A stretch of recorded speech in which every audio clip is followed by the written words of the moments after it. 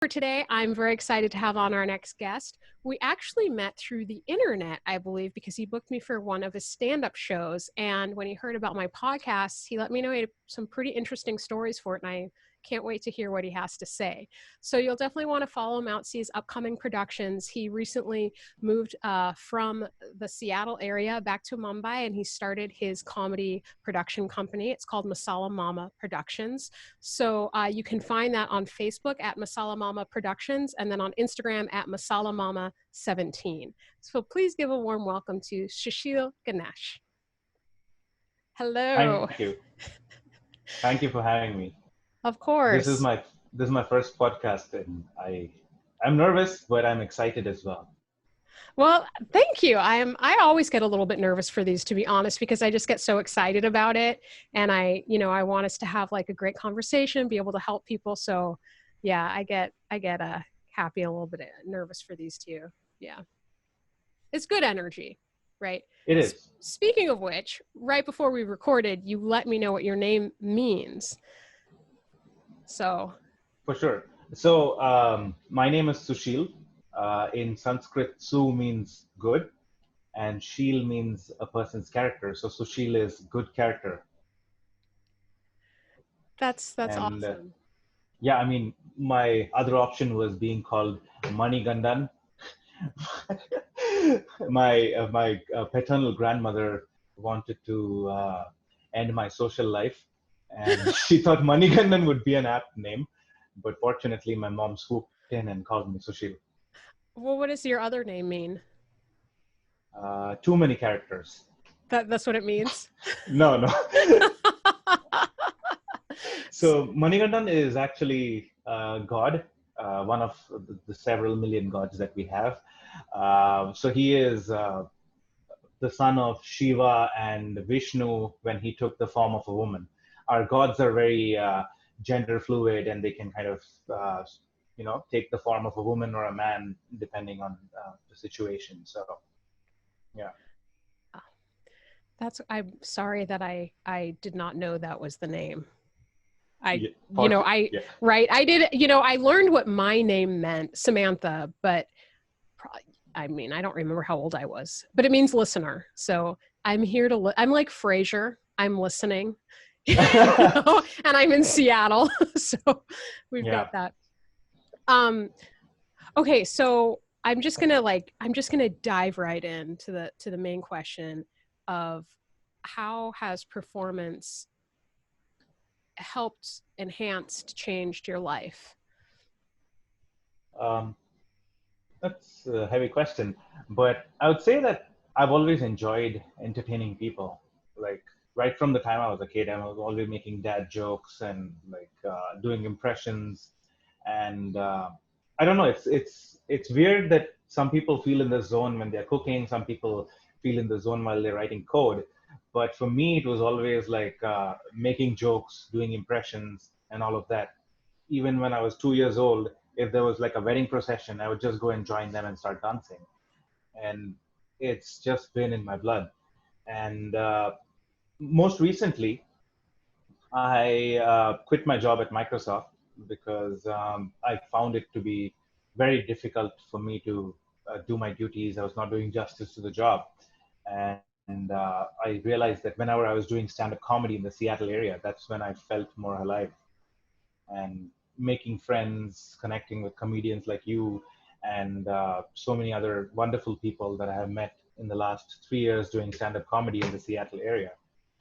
And I feel performance saved my life in terms of a lot of the emotional turmoil and stuff like that can be expressed well through art.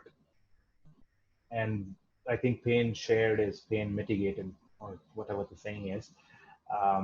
And it's great when you can channel your emotions and put it on a painting, or put it into like a blog, or like a stand-up comedy routine. Yeah. I love how you put it, that it's a way that you can mitigate your emotions, because especially in 2020, it's in, all of our faces to varying degrees, just the difficulty of emotions. Do you know what I mean? Like, Yeah. I mean, some people seem to be having a harder time than others, and the way that people are dealing with it, how they mitigate it, how they navigate it, and how they work it out so it doesn't end up destroying them or other people. Yeah, and I've not been great at that, if I may jump in. Uh, Of course. I, yeah, so like I just moved back to India and I had a life of comfort. Life in the US is very, very comfortable, I would say, compared to any other country. Um, and then I moved back and I used to live in my parents' one bedroom for a significant portion of my life. And that is considered middle class because we have one bedroom with an open terrace and something like that. So um, just moving back here and being in like a, a smaller space with your parents, so I've been kind of shooting off at the lip and I've been unpleasant, and I'm trying to get that under check.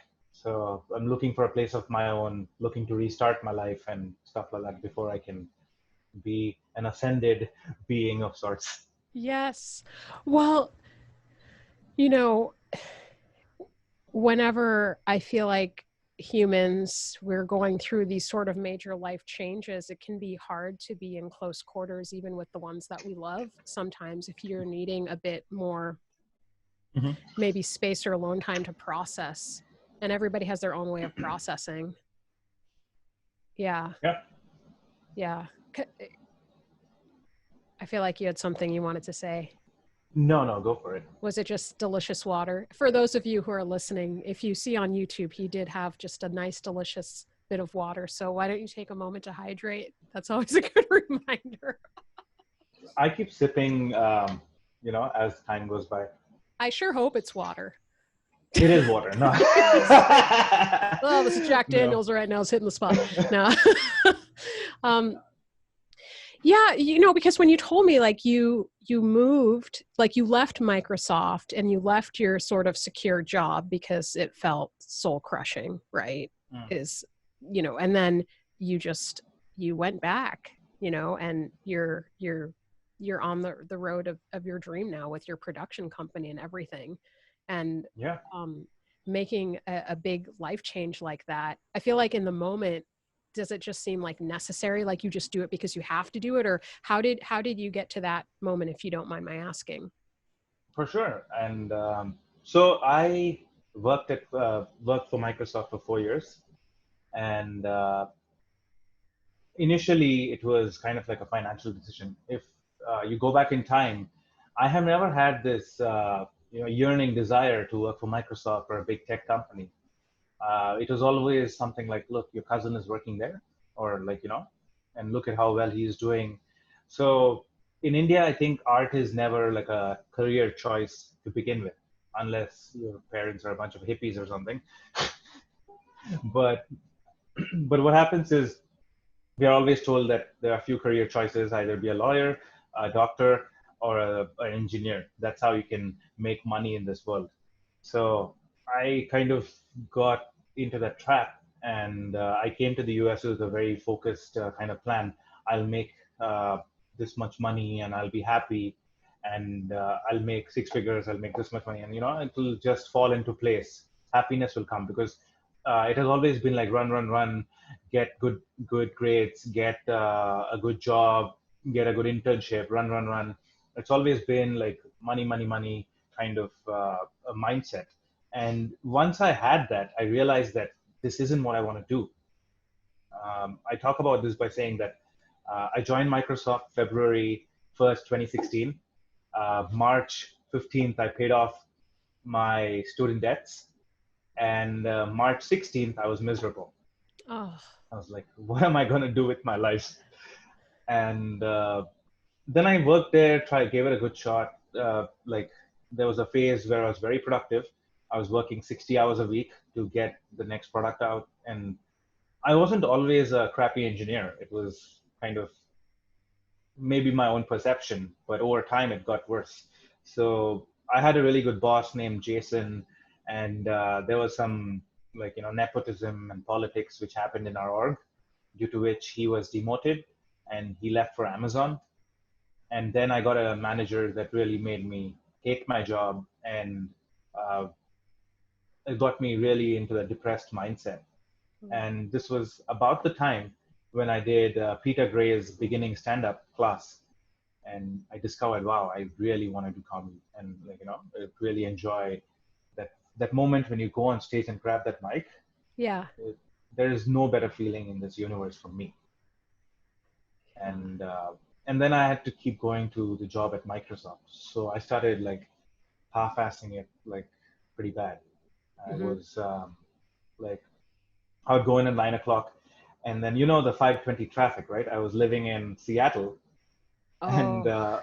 yeah, so I would go in at 9:15, and then at 2 o'clock after lunch, I would see like, oh man, traffic is really getting bad. I need to get out of here before the toll before the toll gets like $2 more expensive. And I would just get in my car and say that I'm working from home. But I would come back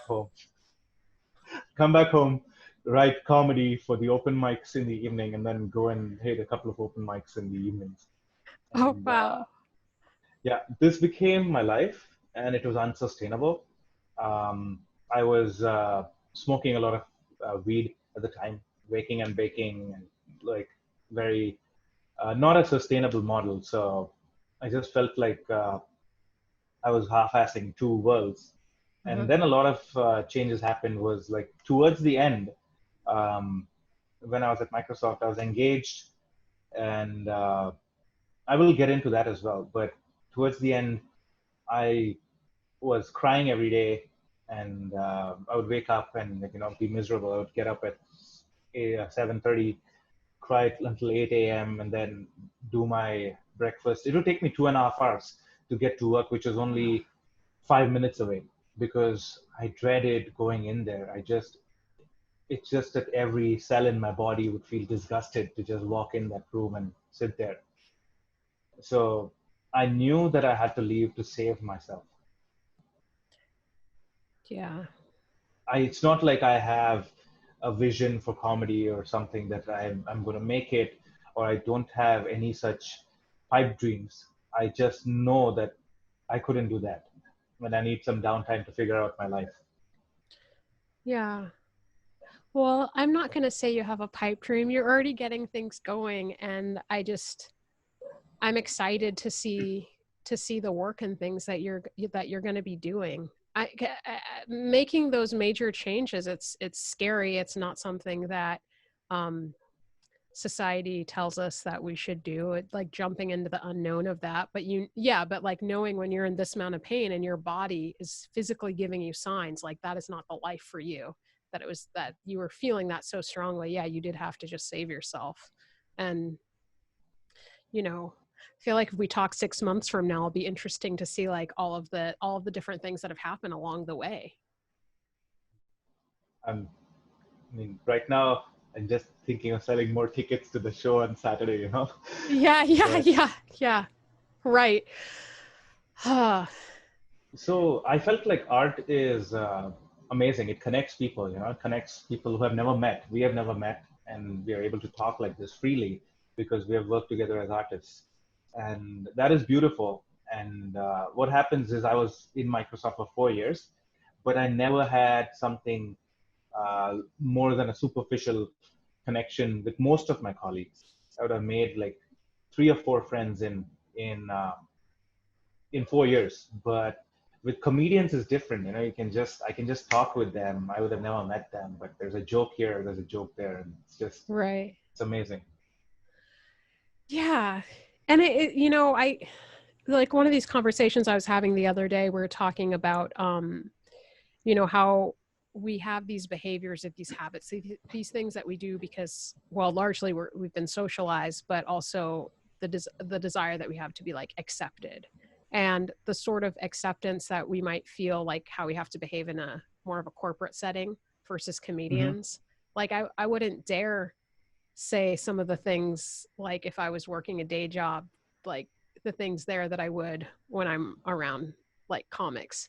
Not like I'm saying not like I'm saying crazy things, but it's just like I feel like we want to do what it's expected of us because we need Yeah, to.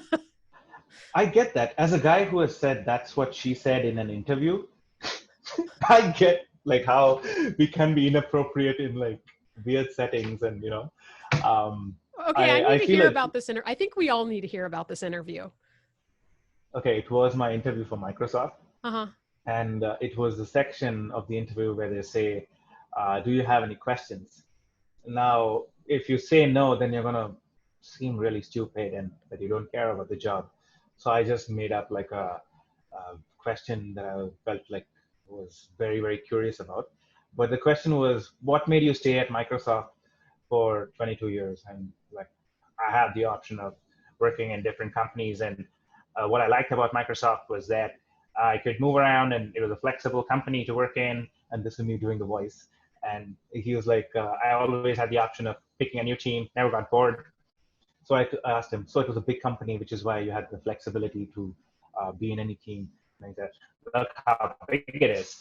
So that's what she said. And fortunately, he burst out laughing, and he told me, don't try that with your other interviewers. It might not end as well. And then I said, I'm sorry, too much Netflix. And You I blame still it got on the the job. Office, on like Michael Scott. Yeah, Michael I love Scott. The Office. I love that character. I know. I wish I had a boss like that. Yeah. I mean, I guess I would and I wouldn't, because I would because he seemed to really care about his employees, but I also Mhm. wouldn't because you don't want the person in charge that's like the idiot. You know, like some of his characteristics, yeah, some of them no. No, but you can get anything done in an office like that. You can just study for the SATs or the GRE or anything.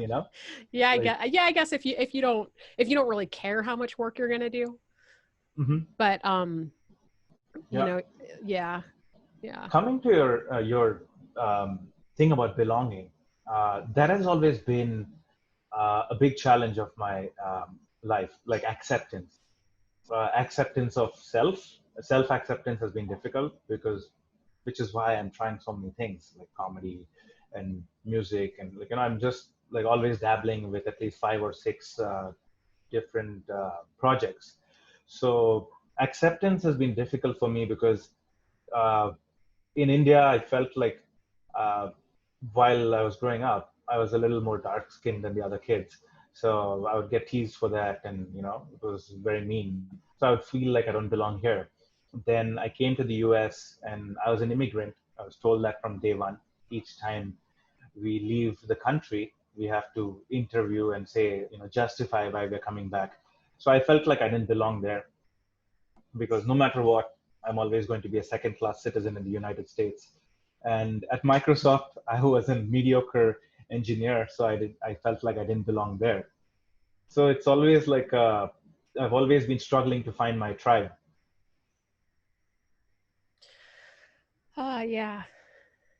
Well, I think you found it. I mean, I feel like, with your stand-up and stuff, there's got to be enough, I often hear people say, yeah, we don't fit in, or we that, people love to say like monolith or whatever of what comics are. And I mean, we're Mm-hmm. all different. I mean, we all like Yeah. to make things funny. I think that would probably be the common thing. But I definitely had some experiences of not fitting in that have it. Yeah, it's like when my family moved from New York to Montana, I just remember that initial move being really hard. And if that had stretched on for such a long, I mean, Mm. I empathize with you. I mean, I don't know. Like maybe also because you're biracial, you might also be like between two worlds. I don't have a comment on this. I kind of abandoned my future biracial kids to pursue a life in comedy, so I wouldn't know about it. But yeah, um, it's very challenging from my conversations with Dante and some of my friends who talk about it. Right? It's like they're always proving that they're black enough to their black friends, or they're like they don't belong with their white friends either. Yeah, it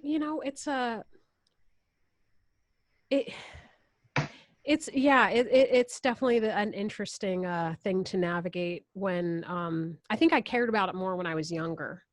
Now I'm a little bit older and more like, well, that's their problem. I mean, I don't want to be treated badly. I don't want people to make me prove, but it's more, I'm more confident in like, I'm both things. And, you know, if people don't like that, that's their problem. You know what I mean? I And know that, yeah. yeah, like when I was younger, I did feel kind of like, um, pressure, a little more pressure to fit in. And I definitely got a lot of people being like, oh, she's thinks she's white or she's trying to be white. I'm like, no, I'm not. I also grew up in Montana. These are all of my friends. Like, what do you want from me? Like, Oh yeah. man. Uh, So, my only experience of Montana was like staying there, Big Sky. uh-huh. We stayed there before going to Yellowstone Park every morning for a week, and it's a beautiful place. Yeah, it's gorgeous. It is a Yeah. beautiful state. Um, I feel like there's more to like delve into, but I also don't want to like push you too far with like the questions of just um, when you talk about, because it sounds like you were able to feel accepted doing stand up in a way that you haven't felt in the rest of your life. That's what I'm gathering from this conversation. Like part of why it's so great to grab that microphone is when you grab it, people are going to listen and people want to hear your specific story. It's more self-acceptance than anything. It's actually I'm at a point where people's opinion of me doesn't really matter as much as it used to. I'm wearing a tie-dye shirt and this really big necklace. Everyone like they're going to form opinions about you no matter what.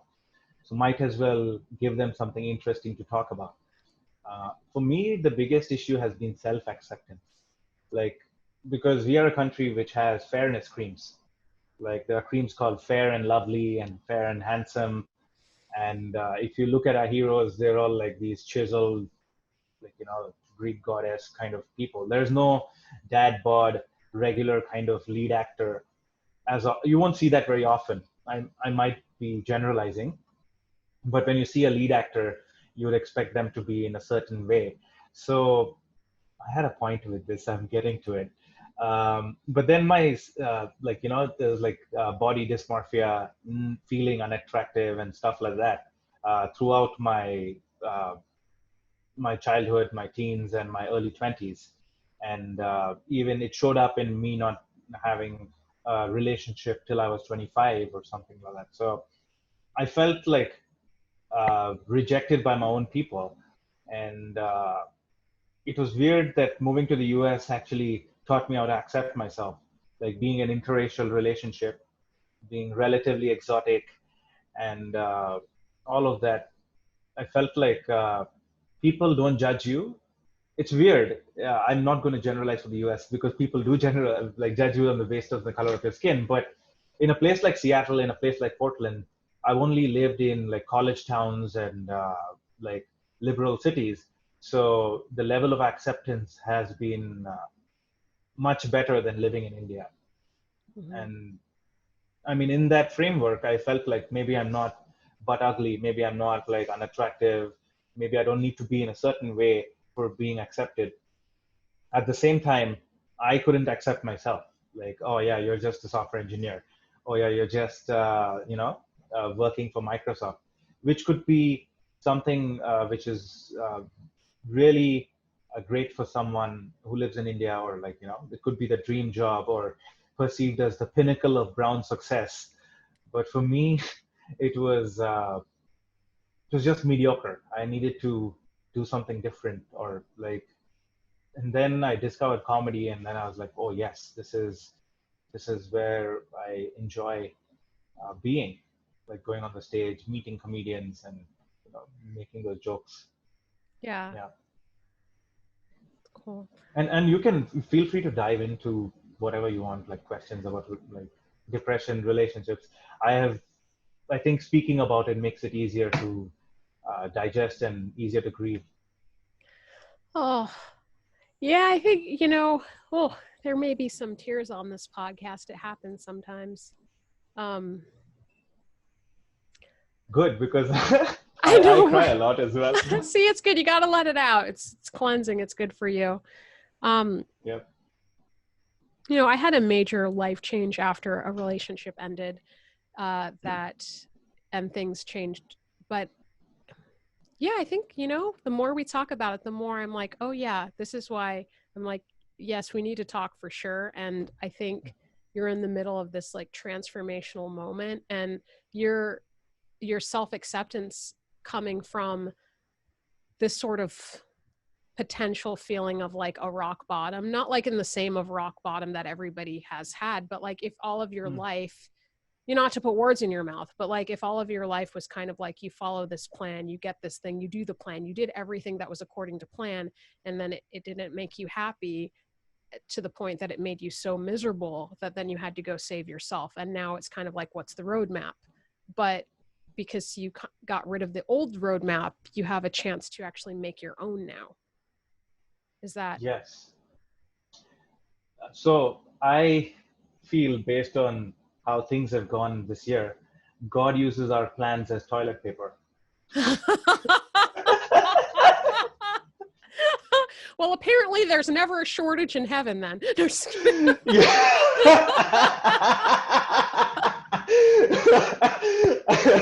That's good. That's good. That's why the pictures are always like, never mind. I'm just going to go too far. I was going to say like the pictures are always like the long white robes because we've got all the toilet paper. It's never used, but it's just taken. Oh my man. God. Yep.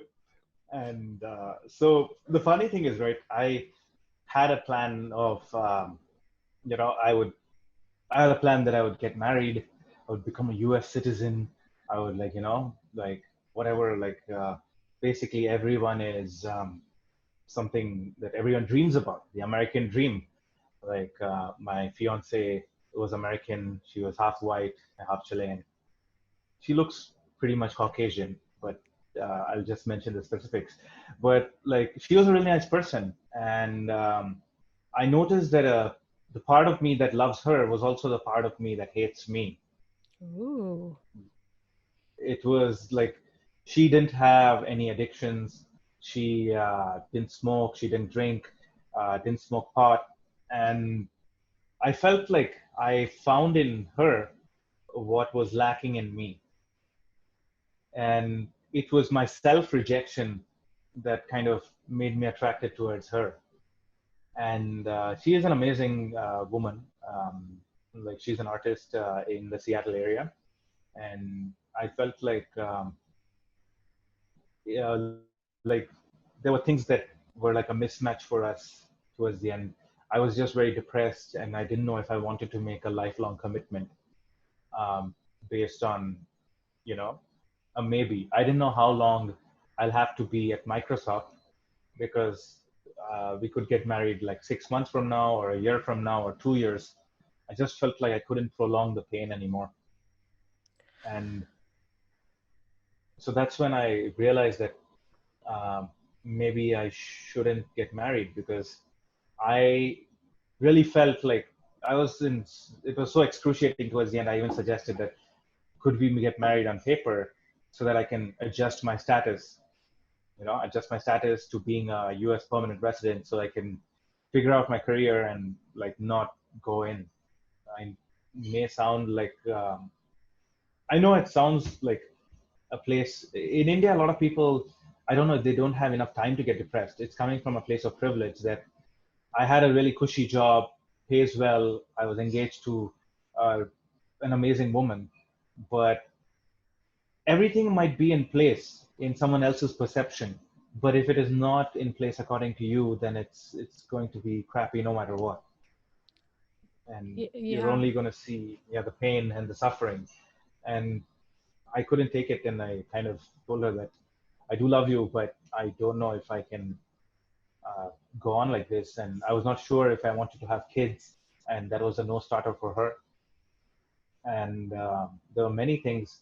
I felt like we would get into a lot of these painful fights. Wouldn't even fight in a conventional way. It would be more like something I did to disappoint her or something, and then she would have like we would both cry, and it would be really painful. And I felt like I'm hurting her through my actions. I say that I'm going to change a certain aspect of my life, like giving up pot or get sober or something, and then I really don't want to do it. Mm. So, I was just like living this duality where I'm pretending to be someone I wasn't. Mm-hmm. Yeah. And I have quit smoking pot since I moved here, which is a good thing. But still, I'm not ruling it out. It's just something I enjoy. I think that I don't. Even my God smokes pot, so why would I think of it as a bad thing? It's just that too much of a good thing is not great. And Right. I mean, there's a yeah, difference between if you do it every now and again because you want to versus if you have to do it. Right. yeah. Like Exactly for there's a me, difference between having a choice or being addicted to it. correct. And for me, it was more like an antidepressant. Mm-hmm. Um, like the pandemic started, and I'll tell you what happened. I was in a program. It was a Christian faith-based healing center. I was on a medical leave from Microsoft for 4 months. So I've been doing lockdown and social distancing before it was trendy. Trailblazer. So so it was a program which was treating depression, and although they were Christian faith based, they'd never pushed their faith onto me. I would say that. But it was more like shame based in terms of like the addiction recovery was mostly like AA or Narcotics Anonymous, where they say that you have a problem and you're powerless in this, you have to quit it for life. I just don't ascribe to the all or nothing feature of AA. I feel like if you can heal your wounds of addiction, then you wouldn't have a problem anymore. So I was there for treating for depression, and they wanted to put me on an antidepressant. And I have always been opposed to antidepressants. And it might work for some people, but for me, I didn't want to take a drug that alters your mind just so that you can feel better now. There must be a reason for the depression. Process it, feel it, and then move on. But what happened was in March, after 3 months of being sober, um, I was on Wellbutrin, and Wellbutrin was making me anxious. I was wired all the time, awake for 21 hours of the day, and that's when I started having dark suicidal thoughts. And I was like, oh man, I need to stop this immediately. And about that time, I went to a party, and it was three couples and me. I was the seventh wheel in a party that was before the COVID lockdown had kicked in, right? And I don't know, everything was about wedding talk, and I had just broken up. They didn't know about it. And so I was sitting there, and they're talking about wedding, and they're asking me, when are you getting married? And I'm like, uh, after that ended, right? I'm like, yeah, screw this, I'm getting high. Oh. And then I went to a pot store, and throughout lockdown, I smoked every day. Like in Seattle, I felt like it kept me objective. It kept me focused on packing up, selling my stuff. Um, it's just that when you're moving out of a country, you don't have time to grieve. It's like go, go, go. And I needed to kind of um, reschedule my appointments for my emotions. Yes. So Yeah. Yeah. So then I didn't need it anymore. I moved back, and I don't need to be dependent on it anymore. Right. Um, but it was helpful. I'm not going to shun it, saying that it was terrible. A lot of people smoke every day, and some people need to. Yeah, like I definitely wouldn't be the person to pass judgment on that because I don't do it and I don't know enough about it. I feel like to have an opinion other than Mm-hmm. whenever anything is done in excess, that that seems to be pointing towards another issue if things Yes, are it done does. in excess. So yeah, Yeah. and Let me know if my in your answers case are. too. Oh, sorry. Go ahead. let me know if my answers are too long or, something like that. No, it's great. No, it's great. And I appreciate your honesty, and it's interesting because you're getting me to think about some things and have a different perspective about people that I've known in the past. And, hearing your perspective, it also sheds another piece of information on something I don't care to talk about on this podcast. Aren't I being a hypocrite?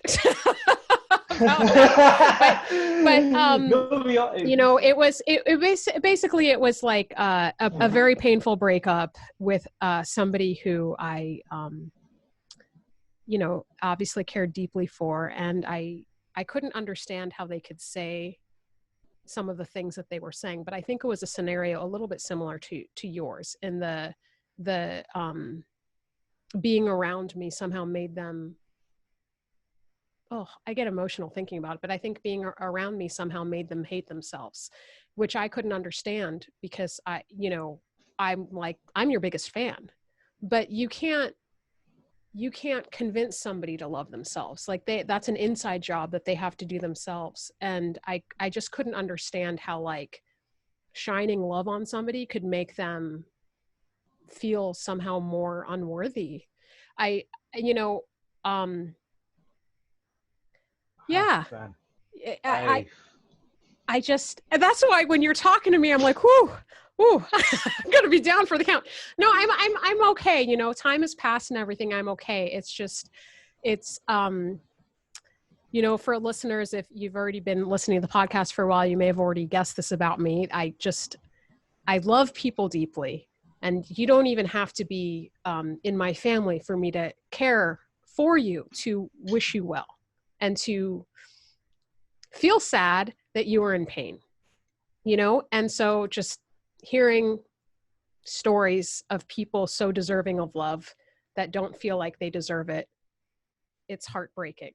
So why don't you all, we're going to have just like a little moment right now, just, it might be cheesy, but go with me. It's going to feel good. Just hug yourself for a moment and just know that you're loved and you're special and you have value. Okay. And whatever voices in your head are telling you that you don't, it's not true. You have value. And if you've got layers of gunk in the way of conditioning or trauma or whatever it is, layers, you can clear those out. You can clear those out and get back to that center of yourself where you know you're loved. And you heard it from me, so you know it's true. Okay. So, yeah, you opened the Pandora's box in terms of that's exactly what I was going through in my relationship. What happened is I've had problems with addiction, definitely, pot addiction. People say it's not addictive, but if you use it long enough, anything can be addictive. Yeah. I think coffee is a drug as well. And just because everyone drinks it doesn't mean it's not. So people have different addictions. Some people watch too much Netflix. Some people eat too much. Some people watch too much, porn, or like everyone has a different kind of addiction. And I didn't want to go down that path. There's a deep-rooted wound in addicts that is pushing them towards that addiction. And I've been doing a lot of work with my friend, and I was getting therapy on Zoom since December 2018, and it's not even an accredited person. He used to work as a facilitator at an ayahuasca retreat, and he's been my best friend for like almost 15 years now, since college and everything. So I have been working with him, and we have done a lot of good work over the last 2 years.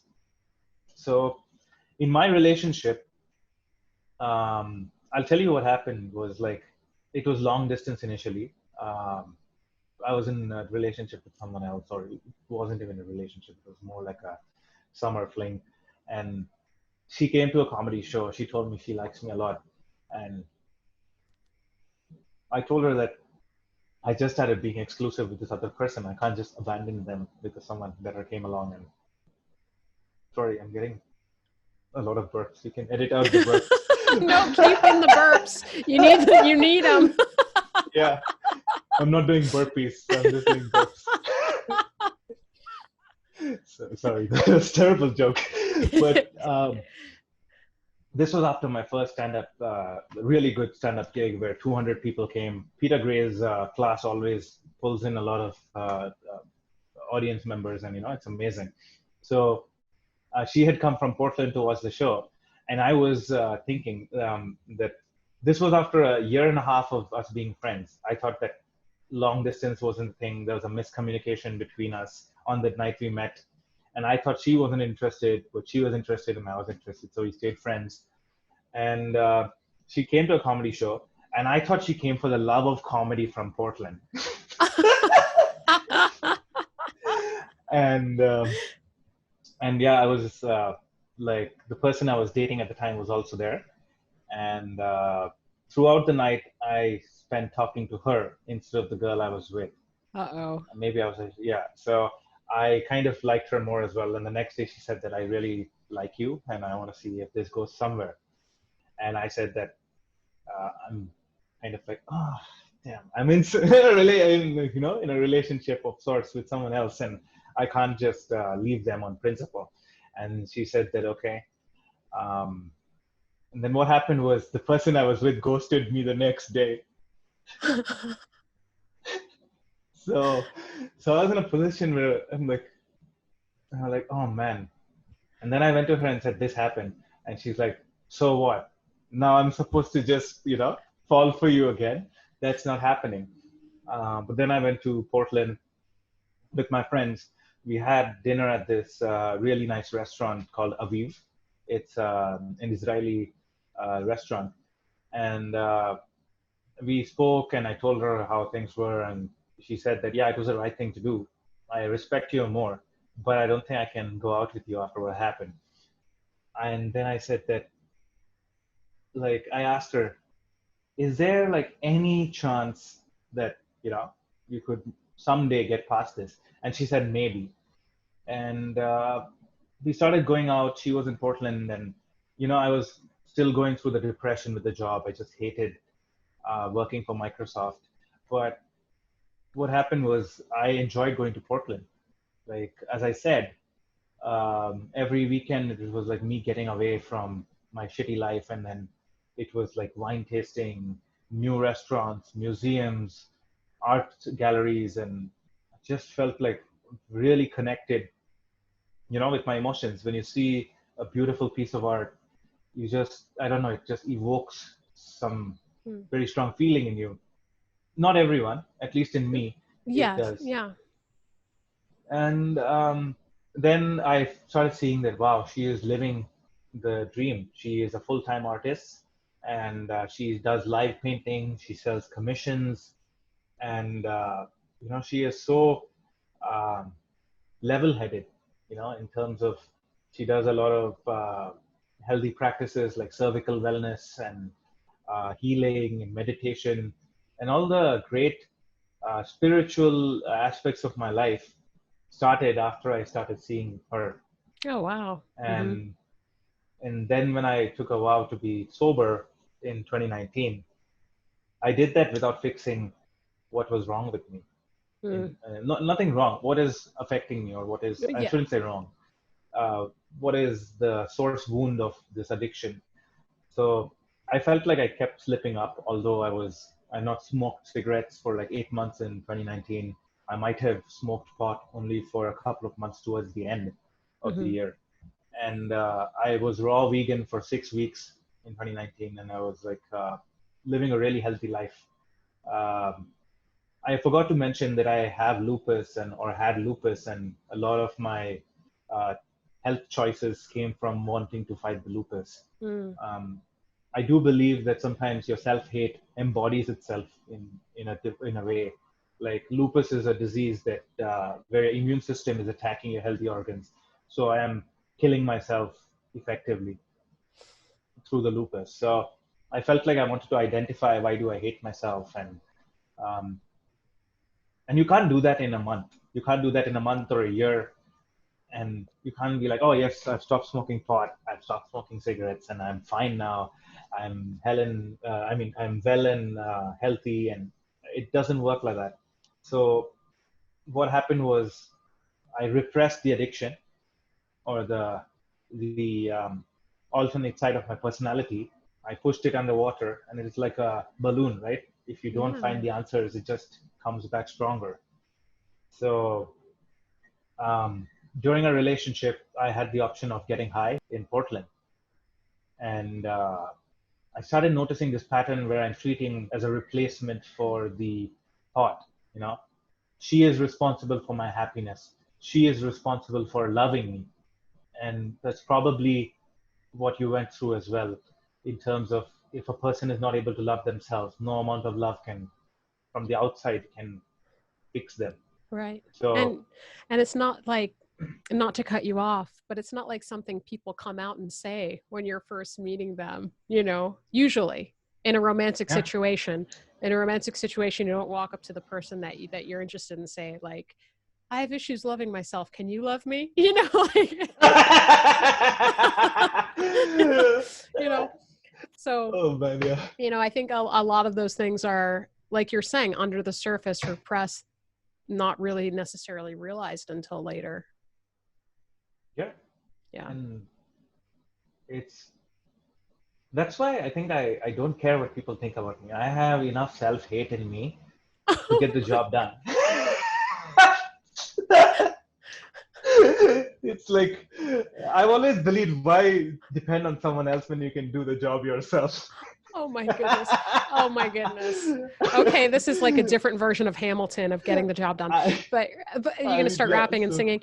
But you've seen Hamilton, right? Okay, I'm sidetracking. So I'll wrap this up really quick. oh yes, please, yeah, you were saying. So so then she was in Portland, and then I asked her, "Can you move to Seattle?" You know, I'm really going through a rough patch, and what happened was I thought that her moving to Seattle will fix things. You know, it's maybe this, it's maybe that. When you're like not able to find out what is causing you the addiction, you're like grasping for things, right? You're like, maybe it's the job, maybe it's you living in Portland, maybe it's something or the other. You're trying to optimize, make plans, more toilet paper for God. Oh my goodness. Okay, let's not get struck by lightning. I'm like, please no. Yeah. Was, So uh, yeah, I'm just joking, but no, it's okay. It was funny, but I have the need yeah, to say that still. I'm like, yeah, for sure, yeah. And then she moved, and then I felt like I recreated that scenario, you know, living in a one bedroom, not having enough space, you know, yeah. like the same scenario which was there for 25 years of my life that Wow. caused addiction, like the discomfort of living with someone.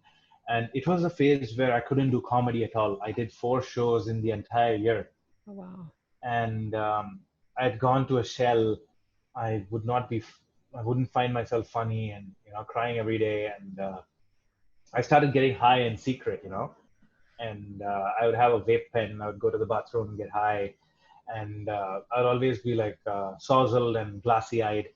And she caught me several times, and it's a feeling of great shame, and you know, like you don't feel great, and I kind of, you know, that look, uh, when that look in people's eyes when you fall in their eyes, you know. Hmm. I was like, I felt acceptance was so uncomfortable for me. Like, I am such a shitty person, and why does this person still love me? Hmm. You know, this was my inner dialogue. What can I do so that you can start hating me? Oh, wow. You know, it was exactly like that. And I felt like each time we'd get caught, I would be like, I'm sorry, I won't do it again. And then I would do it again. I would get high in my car. Like, so many um, uh, different aspects of my personality that I didn't like kept coming up. And towards the end, I felt like we are both torturing each other. You know, I'm torturing you just to get high off the feeling of getting caught or something, or, you know, just I'm just torturing her in different ways. And she is torturing me by expecting that I will change Hmm. while I won't. You know, I felt like change wouldn't come as long as I'm working for Microsoft or as long as I'm living a less than ideal life. Mm-hmm. So I said that, in November 2019, I said that I'm quitting my job. I don't know what will happen. I can't live in the United States anymore. I will move to Canada. I have a Canadian permanent residency. I got that when Trump got elected. Yeah, So I was good on like, me. lucky. Yeah. And then she said that I can't move to Canada. My family is here. I Mm. can't work in Canada. I said that, like, what are our options? And then I went in one fine day on November. I told them I want to quit. And they said that we know that you're depressed. We want you on our team. Take medical leave. See if it fixes the problem. And I took the medical leave, went to the faith-based healing, or like not faith-based, the Christian um, uh, faith facility, and then in February I was stuck at home, not knowing what to do. I went to Canada to get my visa stamped, and we fought a lot. Like again, the pain and suffering, the addictions, like coming up in terms of me smoking cigarettes, or, just replacing the pot with something else. Mm-hmm. And she said this is not sustainable. And in on March 1st or February, yeah, March 1st, I told her, I told her in a less than ideal way that I want to end the relationship. Because one of my biggest regrets is that I I said that I don't think I love you anymore, which was not true. I still love her, but you know, I love myself more. I don't want to get married as an addict, and I don't want to get married and have kids and be a shitty parent and ruin three lives. And I felt like for the greater good, I need to get away from this. I can't carry the guilt of her not having kids, or her not maybe never getting married or something. That's not on me. Mm. It's like, how egotistical does it have to be that you believe that, oh, if it doesn't work out with you, she'll not find anyone else. So I was carrying guilt of that as well. If it's like, oh, if I don't marry her, or what if like she was a little older and I was like, oh, maybe she'll never have kids if I don't have kids with her, or I've ruined her opportunity to have kids and stuff like that. And I was guilting myself into going forward with it. Mm. And I realized that I can't do this. It's a lie. I don't want to get married. Yeah. So Wow. very heavy stories. Yeah. Are you kidding? I'm here for these stories. I'm here for these stories. People need to talk about it. I'm grateful you were willing to talk so openly about it, and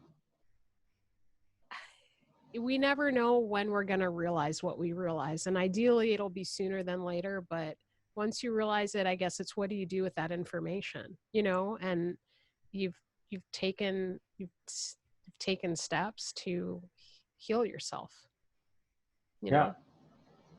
And and then I moved out at such a mercurial time in the United States. It's like Yeah. George Floyd and Breonna Taylor. It was so heart wrenching. As you say, right? Yeah. Like you feel the love. You love people irrespective of where they're from.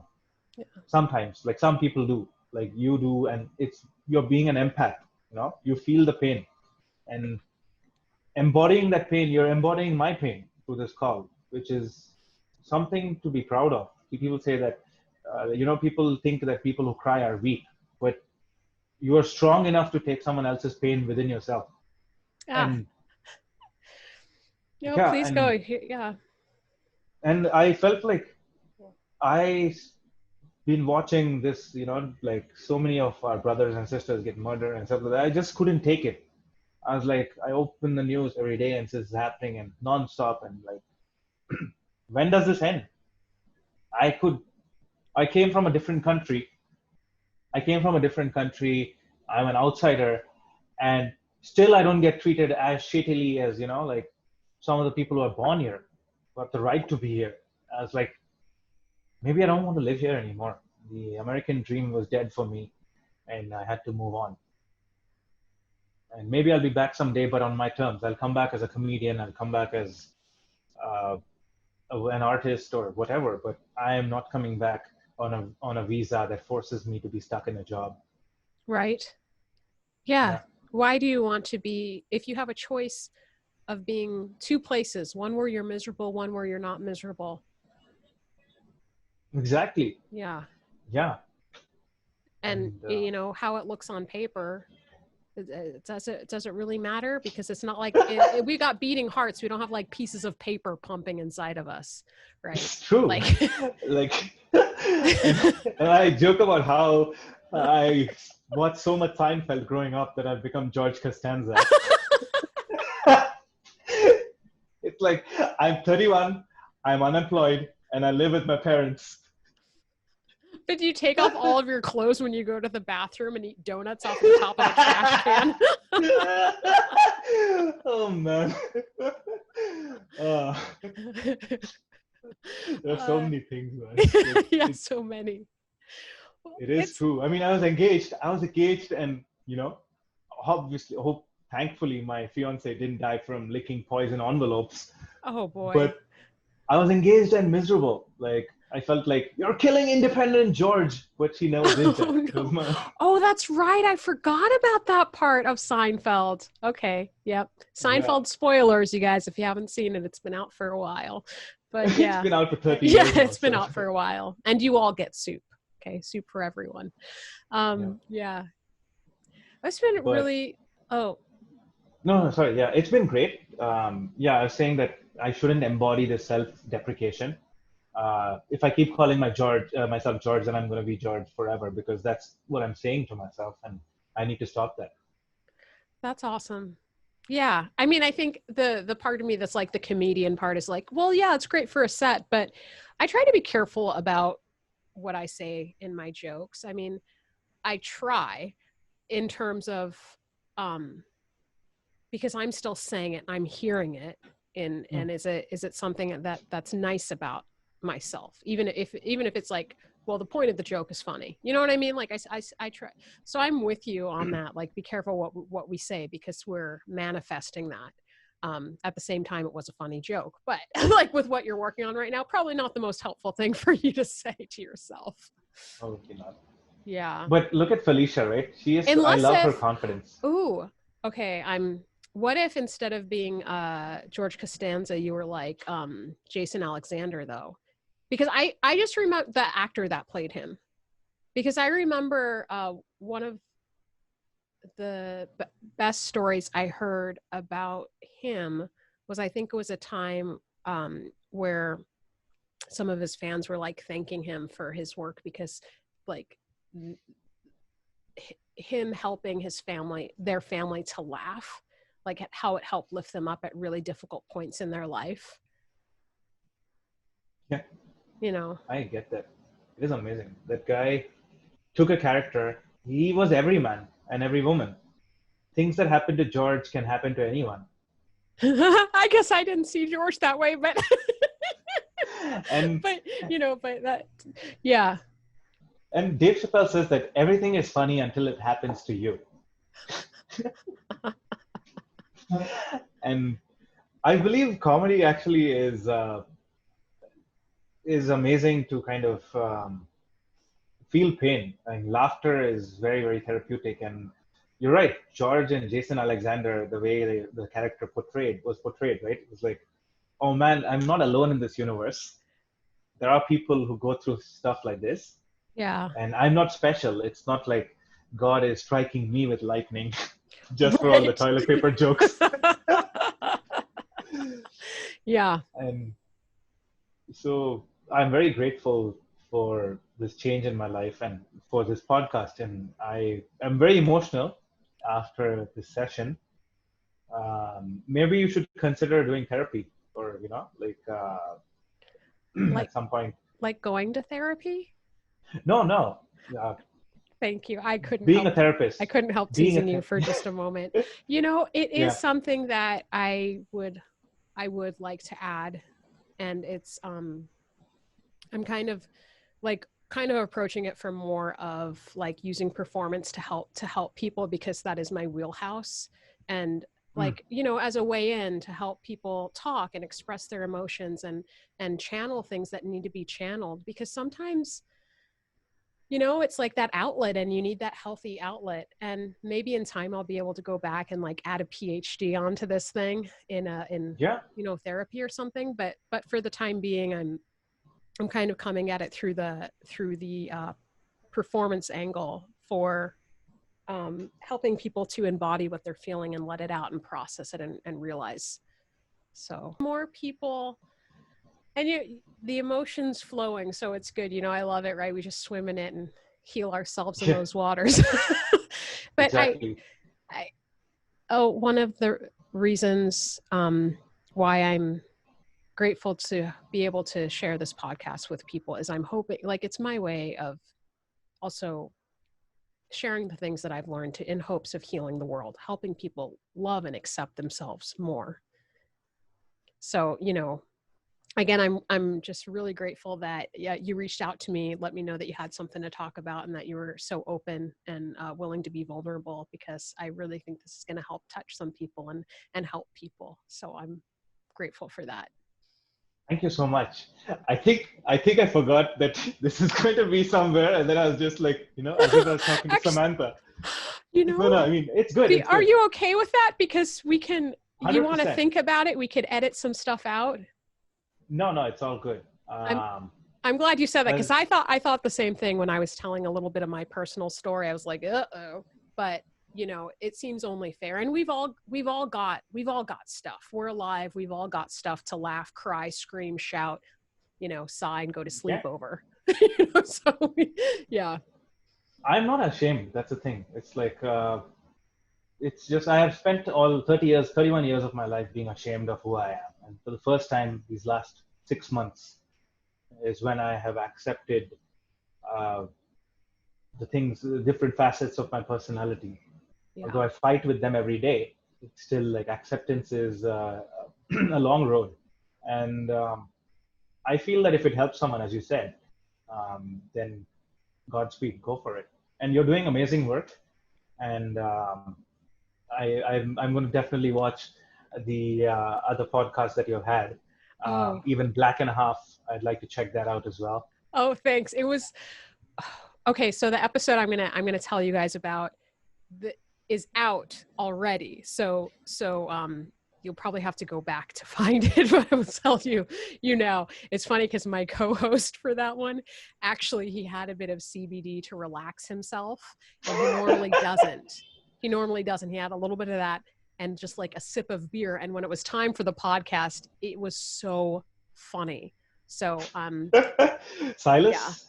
Yes, Silas. Yes. I don't know, why am I still being so private about it? It's out there and it's, you know, it'll be on YouTube and everything. Silas Lindenstein. He also, by the way, he's also a realtor. So if you guys are looking to buy or sell a home and you want tips, he has another podcast out that's doing quite well right now. It is So You're Buying a Home with Silas Lindenstein. So it's Mm. useful for people in like various markets. So shout out Silas. Yeah. Yeah. Cool. Well, I just want to thank you for your time. I know this one ran a little bit longer because we were just like in the flow and had to go with it. So that's awesome. And I just want to remind you all again, let's help support him on his dreams, you guys. Please check out his upcoming comedy shows as he's producing with Masala Mama Productions. Love the name, by the way. So check it out on Instagram at Masala Mama 17, and then also on Facebook at Masala Mama Productions. And I forgot. Okay, I'm breaking up Yeah, so this moment because I meant to ask you, 17, is there significance to 17, or was that just like 1 through 16 were taken of Masala Mama already? 17 is my lucky number. I was born on the 17th of February. And so I have been locked out of my Instagram account.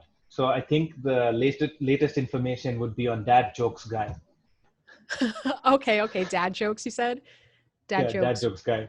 Dad Guy. Jokes Guy. Okay, cool. So we'll have Dad Right. Jokes Guy on Instagram and also Masala Mama 17. And I will, of course, have that information on the show notes for you. And then, of course, if you're looking for a performance coach or, someone for personal development to help you navigate some of those ups and downs of life and get some awesome performance skills in the mix, you can always reach me at beyondtechniquecoaching@gmail.com. If you enjoyed this podcast, please like, share, subscribe, give us a 5-star review. And you can always go to Patreon as well and look us up there, and I'll include that on the show notes. And I really thank you for your time. Stay safe, stay healthy. Remember, you are special and you are loved.